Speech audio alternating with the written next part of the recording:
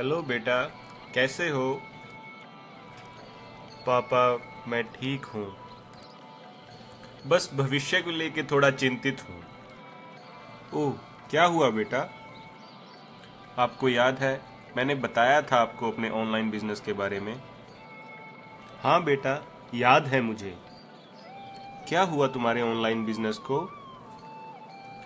1 महीना हो गया है पापा, और मेरे बिजनेस ने एक भी सेल नहीं की है।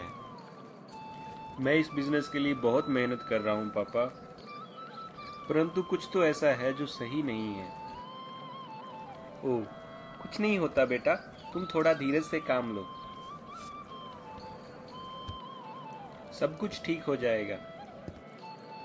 क्या मैं तुमसे कुछ पूछ सकता हूँ बेटा? क्या तुमने कभी एक माँ को अपने बच्चे को खाना खिलाते हुए देखा है? हाँ पापा।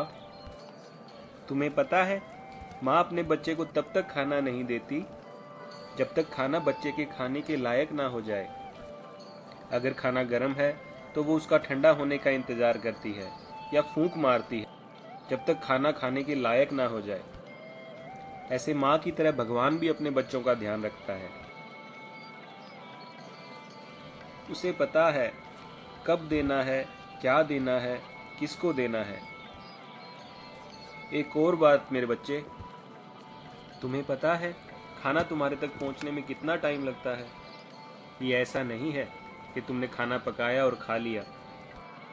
पहले फसल को बोया जाता है और फिर कई महीनों तक उसकी देखभाल करनी पड़ती है। फिर फसल पकती है, उसके बाद हम उसको काटते हैं। इसलिए खाना बना के खाने में बहुत सारा प्रयास लगता है, और ये सारा प्रयास हम अपने पेट की भूख मिटाने तक ही याद रखते हैं। जैसे ही हमारा पेट भर जाता है, हम संतुष्ट हो जाते हैं। इसलिए हमारा काम अपनी पूरी शक्ति से प्रयास करने का है। बेटे, तुम कभी भी आशा मत छोड़ा करो। कड़ी मेहनत और संघर्ष से इंसान किसी भी लक्ष्य को पा सकता है। तुम उस परम पिता परमात्मा को कभी मत भूलो। इंसान फसल को बोता है और बाद में उसे काटता है, पर यह तभी होता है जब भगवान चाहता है।